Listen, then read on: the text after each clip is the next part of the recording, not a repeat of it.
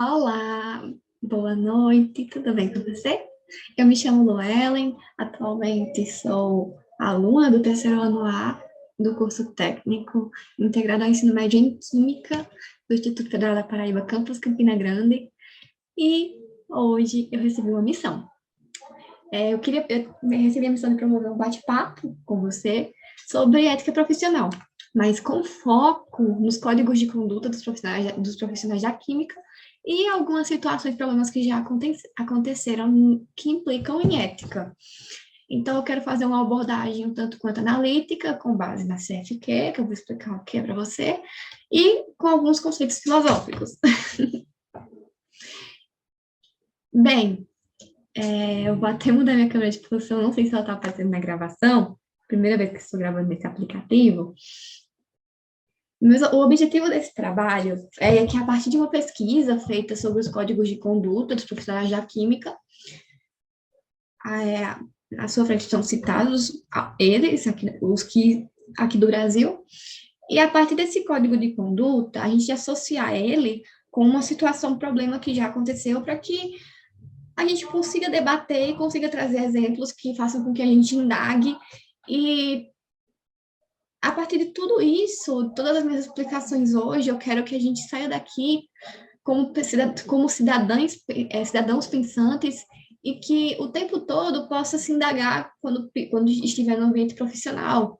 Ah, como eu vou agir nessa situação? Isso, o que me compete? Eu estou fazendo correto? Tenho qualificação para determinada finalidade?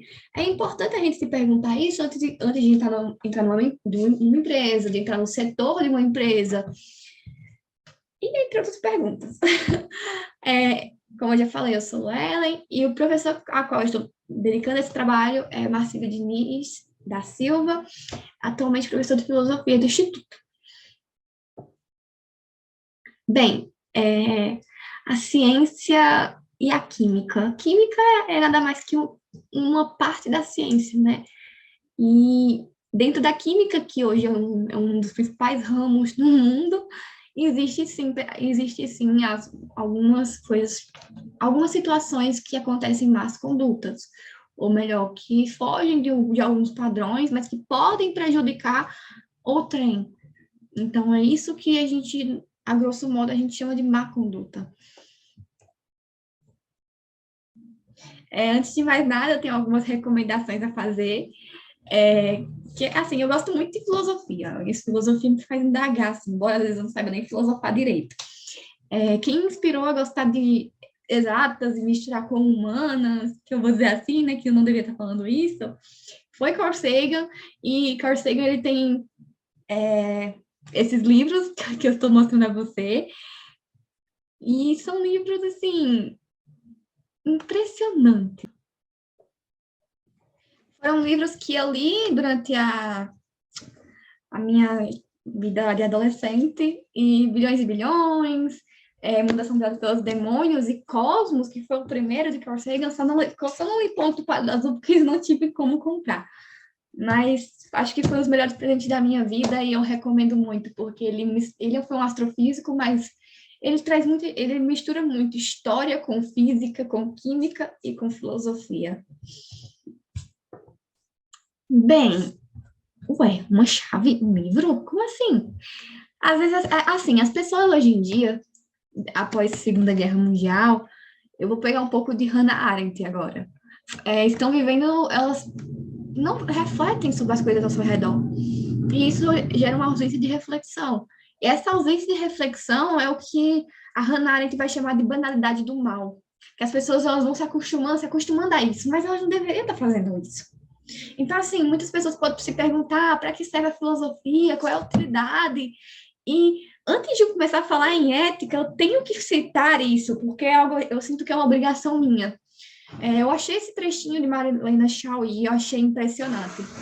Ela diz assim: se abandonar a ingenuidade e os preconceitos do senso comum for útil, se não se deixar levar pela submissão às ideias dominantes e aos poderes estabelecidos for útil, se buscar compreender a significação do mundo, da cultura, da história for útil, Se conhecer o sentido das criações humanas nas artes, nas ciências e na política for útil, se dar a cada um de nós e à nossa sociedade meios para serem conscientes de si e de suas ações numa prática que deseja a liberdade e a felicidade para todos for útil, então podemos dizer que a filosofia é o mais útil de todos os saberes de que os seres humanos são capazes, uma vez que esta te fornece a chave para se distanciar da ingenuidade e dos preconceitos.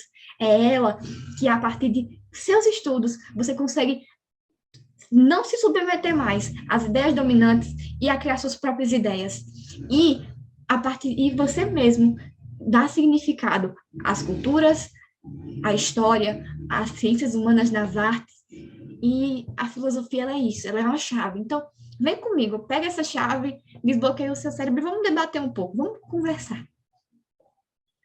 Algumas considerações que eu quero fazer. Luellen, que é ética? Eu não sei o que é ética, Luellen. Como assim? Ética, o termo ética vem do grego etique, uma parte da filosofia que se dedica a entender e buscar aquilo que é moralmente correto. Com isso, ela acaba moldando o comportamento das pessoas e da sociedade como um todo.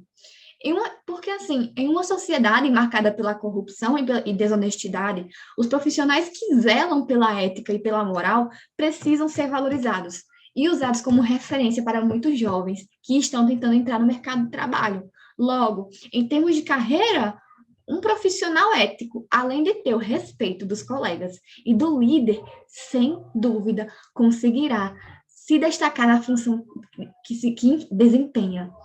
Então, o que eu quero dizer com isso é que a ética profissional, assim, é entendida como um conjunto de parâmetros que guiam atitudes corretas e honestas em uma profissão ou uma empresa.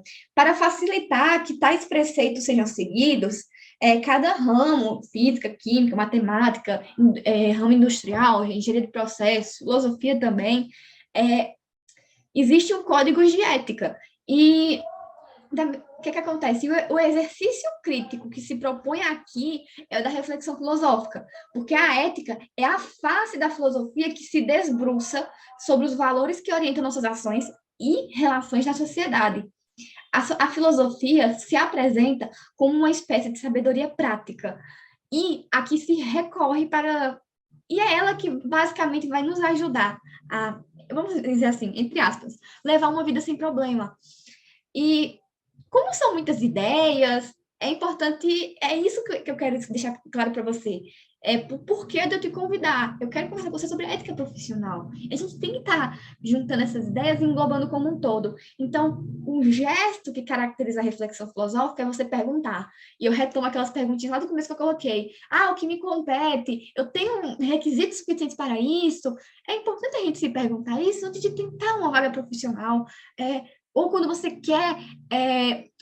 se você não tem competência nisso, eu, enquanto cidadão, eu quero ter competência. Eu não vou chegar lá e dizer que eu sei fazer. Eu vou estudar, eu vou trabalhar, eu vou modelar. É como se fosse uma estátua. Eu vou esculpir a minha própria estátua. Então, preciso devagar e vendo cada detalhe. Certo? Vamos lá. Alguns conceitos eu quero falar com você. Quando eu estava a aprender filosofia, a estudar um pouco com o meu caro professor, alguns conceitos me foram abordados e que eu quero abordar aqui. Primeiro foi sobre Hans Jonas. Eu vou ler para vocês. Na obra, o princípio de responsabilidade, ele formulou um novo e característico imperativo categórico, ou seja, ele talvez era um bom leitor de Kant. Então, a gente vai entender isso. Relacionado a um novo tipo de ação humana. Aí eu vou ler para vocês. Abre aspas. Age de tal forma que os efeitos de atuação sejam compatíveis com a permanência de uma vida humana autêntica sobre a Terra. Esse é o imperativo prático de Hans Jonas. Imperativo porque está muito ligado a dever. E imperativo categórico, o primeiro a ter essa ideia foi Immanuel Kant. A humanidade, enquanto coletivo, ela não tem condições de agir individual. Ou seja, mas mesmo assim, as parcelas individuais, elas agem em prol de um coletivo. E cada parcela individual fazendo algo para o bem, e vai somando. Então, assim, vai tendo uma retinha que cresce, vamos dizer assim. Logo, esta deve assegurar que as condições existam para gerações futuras.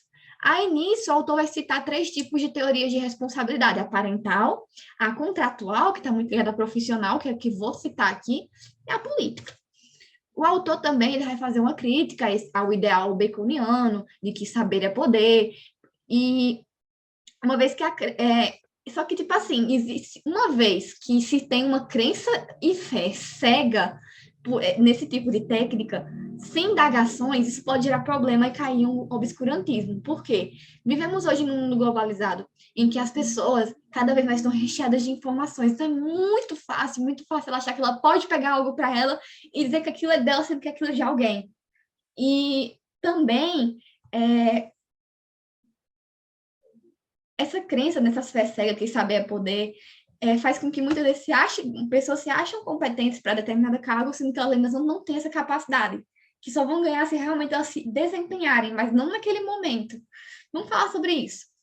E também tem outro autor, que é o Karl Topel. Ele defendeu a ideia de que a conversação deveria ter uma normatização, pois este é o meio pelo qual as relações se estabelecem. Ele defendia também que a grande mídia era um lugar de pluralidade ideológica. Vamos ver. Vamos lá. Então, ética profissional, a ética profissional possui uma tendência deontológica, se a gente for puxar para o lado do Hans Jonas. E deontológica porque está ligada justamente ao dever. E tem essa dimensão moral relacionada. Então, partindo disso, existem conselhos de fiscalização profissional, como eu tinha citado no começo, que eles são criados por lei para fiscalizar as áreas profissionais. Aí, o que é que acontece? Eles têm finalidades e têm atribuições. Atribuições de fiscalizar e disciplinar o exercício profissional na respectiva área de atuação, e a finalidade é defender os interesses da sociedade. Tem aí as atribuições a partir de quê? De fiscalizar e disciplinar o exercício profissional. Na área de química, a fiscalização profissional compete ao Conselho Federal de Química e os conselhos regionais de química. Existe o Conselho Federal da Federação da Nação como um todo, e existem os conselhos regionais de química, que vão até a 24ª região, e variam, acho, se eu não me engano, de estado em estado. Aqui na Paraíba é o 19º Conselho Regional de Química, que rege. Partindo disso, quando eu estava nas minhas pesquisas, a ler sobre códigos de conduta, na CFQ, nos códigos de conduta do Conselho Federal, diz assim, sobre o químico. A ética profissional é o conjunto de princípios que regem a conduta funcional de uma determinada profissão, cabendo aos seus profissionais uma conduta que não prejudique a si próprios, a profissão e a sociedade.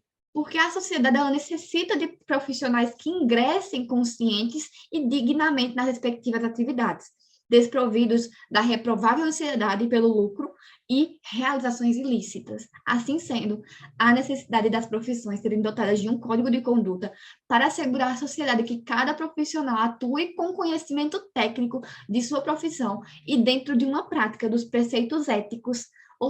A transgressão de quaisquer destes preceitos constitui infração ético-profissional, ficando o profissional sujeito a responder processo disciplinar e sanções, completando. Tá certo? No começo do nosso bate-papo, eu falei que ia trazer algumas situações para a gente poder comentar. A primeira delas foi... A maioria de que eu encontrei foi sobre plágio de trabalhos dentro da carreira âmbito acadêmico, certo? A primeira delas fala sobre que teve uma ciência chinesa, cientistas chineses publicaram um artigo, aí em outro estado, se eu não me engano, foi dos Estados Unidos, teve um autor que pegou esses periódicos e... na Espanha. Teve um autor na Espanha que pegou esses periódicos chineses, mudou a língua e publicou. Então, foi um plágio, Ctrl-C, Ctrl-V. E isso tem penalidades porque a gente está falando de âmbito. Eu saí do âmbito do CFQ, que a gente está falando muito em questão de empresa também, mas que também rege o químico no ambiente acadêmico. Aí o que acontece? No ambiente acadêmico, essas mesmas leis são aplicadas. Se a gente for ler Código de Justa Conduta, são leis muito parecidas. O que acontece? Disso aí teve penalidades, foram apagados os artigos que foram duplicados, plagiados, e toda vez que se plageia um artigo e ele é apagado, o site, a revista que tem o site, ela apaga e coloca lá, deixa o título, mas coloca lá. Este artigo foi retratado, no caso, retirado, por conta de duplicação, por conta de plágio. Então, assim, é importante a gente ressaltar isso, para quê? Porque muitos jovens vão estar me assistindo. Então, assim, é importante a gente sempre fazer o nosso trabalho, porque é nosso trabalho. A gente não pode querer pegar o trabalho de outro e não citar o outro, ou copiar o trabalho do outro e por copiar e jogar. Não, não se deve fazer isso no ambiente acadêmico. Estamos em um ambiente acadêmico, um ambiente eticamente correto. A gente tem que ter essas normas de conduta. Tanto é que nas universidades, a grande maioria, principalmente nos cursos de química, alguns conselhos regionais fazem palestras para mostrar para os profissionais da química o que compete a eles, normas de conduta mesmo. Como no IFPB que a gente teve a presidenta do CRQ, da 19ª região, apresentando um pouco sobre a carreira do químico. E isso é fundamental no mundo que a gente está hoje. Em outro periódico científico, vou aqui pegar da direita, foi publicado 2 estudos que foram plagiados. Teve uma revista muito conhecida e muito requisitada, chamada Analítica, e um homem, ele pegou, plagiou pegou o arquivo, trocou só o título, mas o arquivo era basicamente o mesmo. Ele plagiou outro cientista. E isso é muito pesado, porque você está falando de 2 professores, de um professor que foi plagiado por um engenheiro, e isso não deve acontecer no ambiente acadêmico. O ambiente acadêmico é para todos, sim, é para todos, mas todos com consciência, respeitando o trabalho do outro. Porque a gente no ambiente acadêmico, assim como na indústria também, a gente preza pelo quê? Por cooperação, a gente preza por compromisso. E ter compromisso com o outro é você dar sempre o crédito do trabalho do outro, assim como os outros não te dão o crédito pelo seu trabalho. Então, é muito interessante essa situação aqui. Mas, de maneira geral, eu coloquei aqui embaixo como é que funciona para poder, hoje em dia, né, depois de muitos e muitos casos, para as revistas, como é que elas fazem normalmente as revistas para poder desvincular esse plágio, né, meio que barrar esse plágio. Então, é assim, uma pesquisa é publicada no periódico acadêmico, aí alguns cientistas independentes, eles não conseguem reproduzir os dados, porque, assim, também há casos fora esses 2 tipos de plágio que eu citei, há casos de autoplágio, de você ter um trabalho antigo, fazer um trabalho novo, e você, nesse trabalho novo, pelo trabalho antigo, ter dados muito melhores, mas diferentes dos seus dados atuais, você vai lá e pega os dados antigos e coloca no seu trabalho novo. Ou trabalho de outras pessoas, você pega, você vai ser outro tipo de plágio, você pega o trabalho de outras pessoas, pega os dados, joga no seu, ou senão você mesmo inventa dados que não são coerentes com seus experimentos para o seu trabalho. Então, assim, são erros gravíssimos no ambiente acadêmico que tem muitos casos na química. Esses 2 aqui foram dois casos de plágio que é muito importante a gente ressaltar. Estamos a criar jovens cientistas que têm que saber que têm que saber discernir aquilo que é dele e aquilo que é do outro, e aquilo que é compartilhado. E compartilhar não significa que é seu.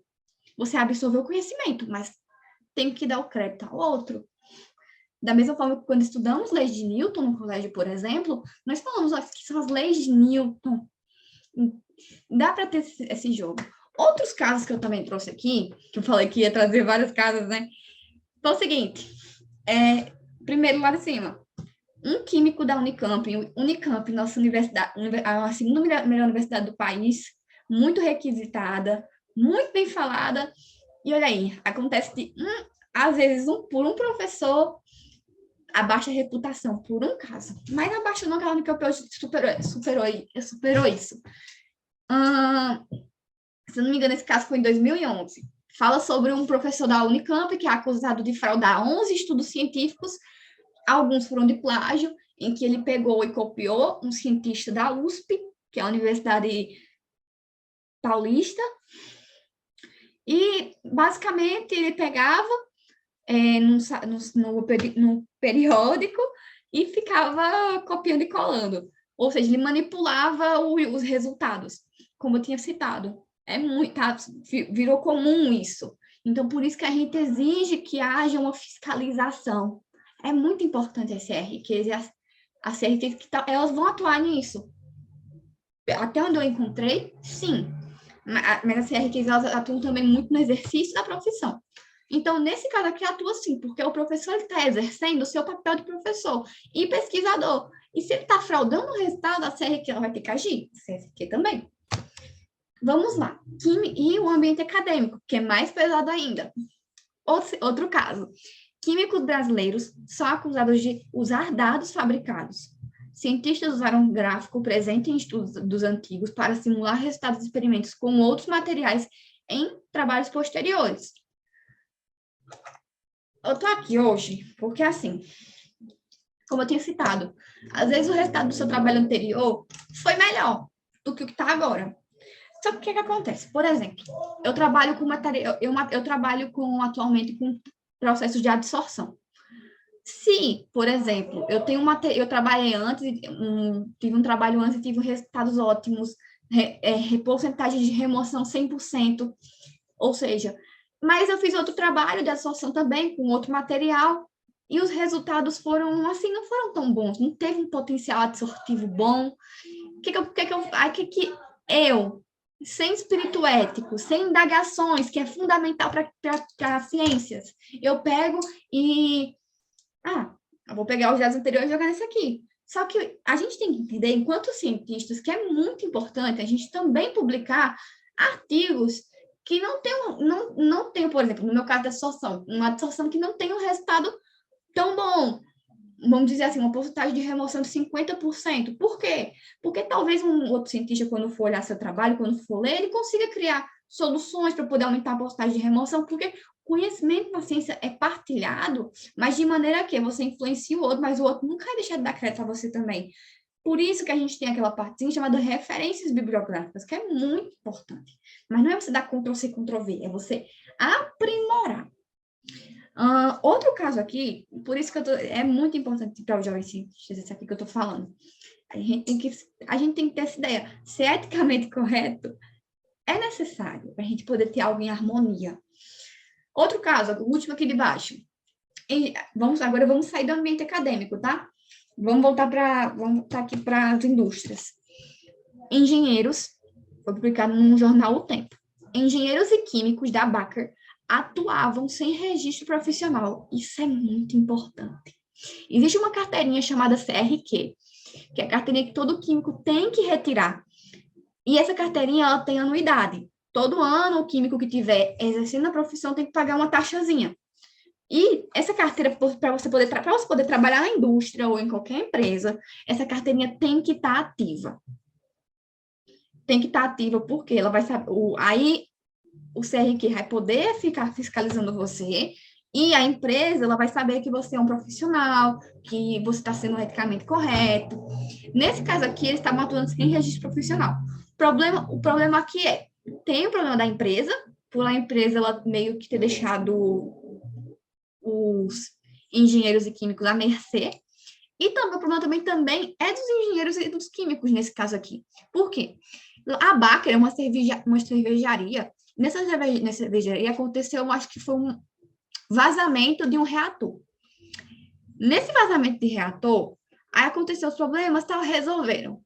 A cerveja desse reator que estava com problema foi vendida. Com falta de controle de qualidade. Foram 11 pessoas nesse problema envolvidas.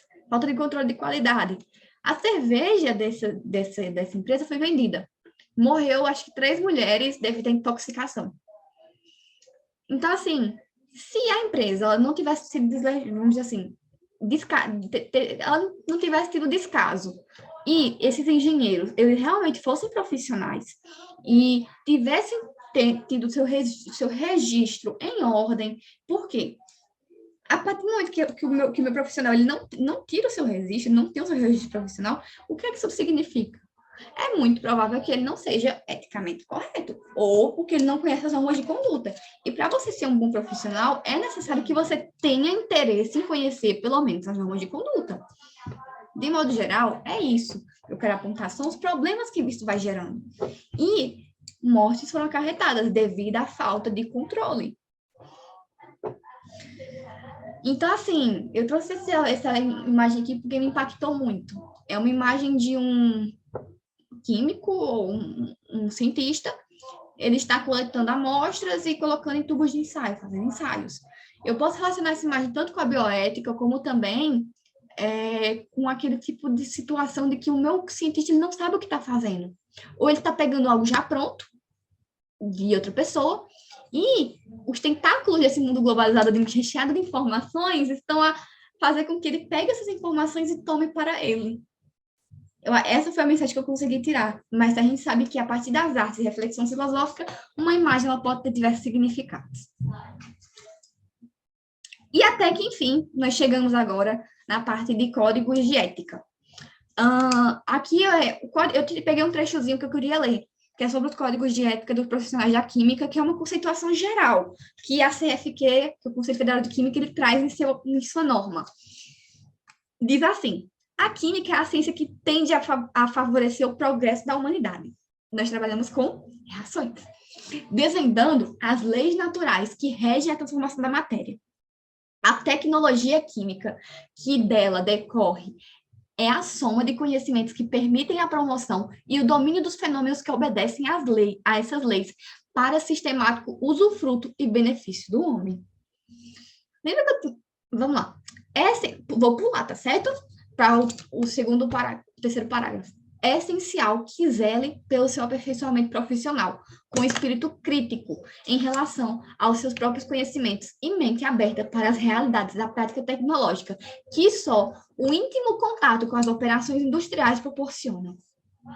Deve-se aprofundar seus conhecimentos científicos na especialidade, admitindo, estudando e buscando desenvolver novas técnicas, sempre preparado para reforçar conceitos estabelecidos, já que a química é transformação. Seu modo de proceder deve visar o desenvolvimento do Brasil como noção soberana e frente aos colegas e contratantes de serviços, considerá-los como semelhantes a si próprios. Lembrando, indústria não é disputa, é cooperação. A disputa que deve existir a partir do sistema capitalista é entre empresas, mas dentro de uma empresa não deve existir disputas, e sim cooperação e compromisso. Embora você não goste de uma pessoa, mas tem que ter compromisso. Por quê? É para um todo. E a partir de um texto que tem uma parte maiorzinha, em seguida ele vai trazer as diretrizes com relação ao que o profissional da química, ele deve e não deve fazer. Aqui do lado eu trouxe um trecho. O que o profissional da química deve? Aí tem dizendo: tudo aquilo que eu já citei, tudo aquilo que é eticamente correto, tudo aquilo que a gente pensa para as futuras gerações, que a gente tem... O que é ético? É aquilo que é um conjunto de valores que vão valer para um todo, mas sem prejudicar outra pessoa. Então, é esse exercício que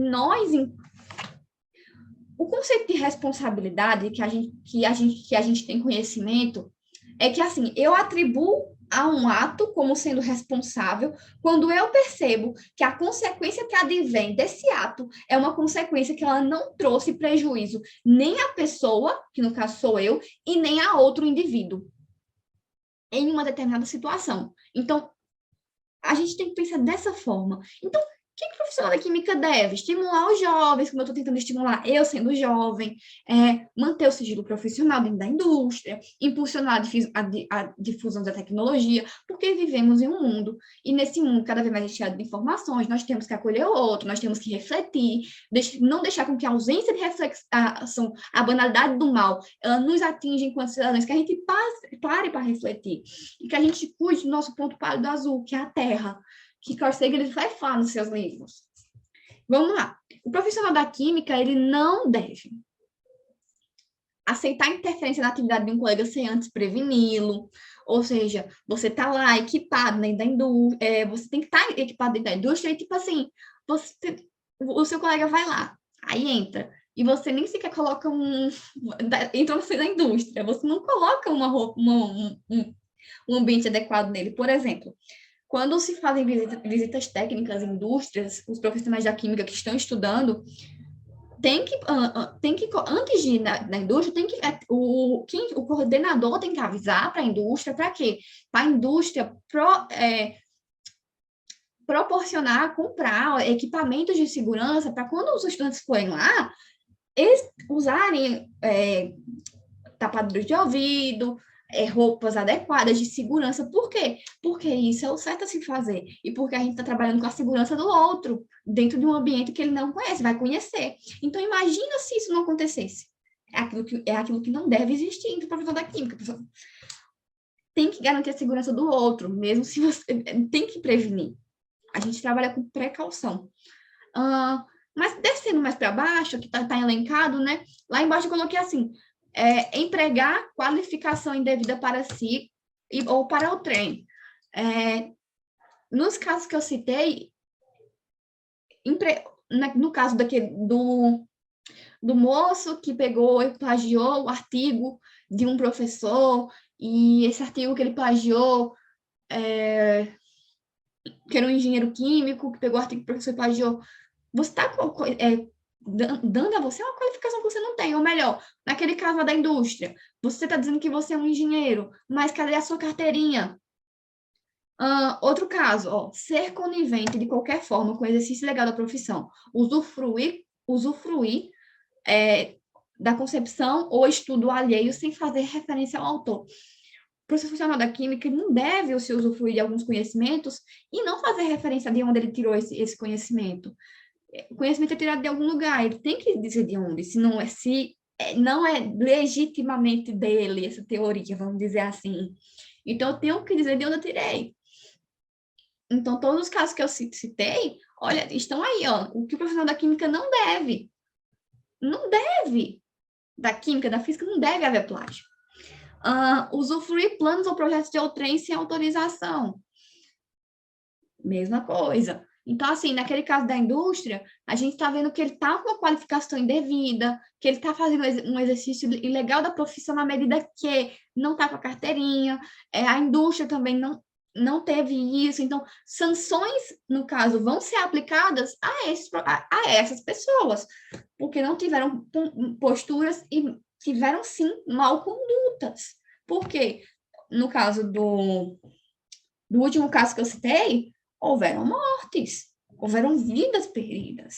Talvez eu esteja sendo um pouco rigorosa. Mas minhas considerações finais sobre tudo isso, quero ler aqui um textinho para vocês.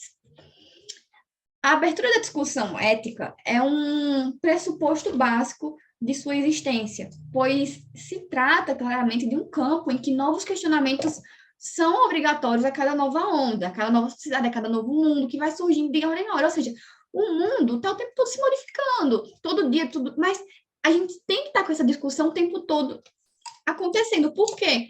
Novos profissionais estão surgindo da mesma forma que novos questionamentos estão surgindo também. E esses novos profissionais precisam conhecer para quê?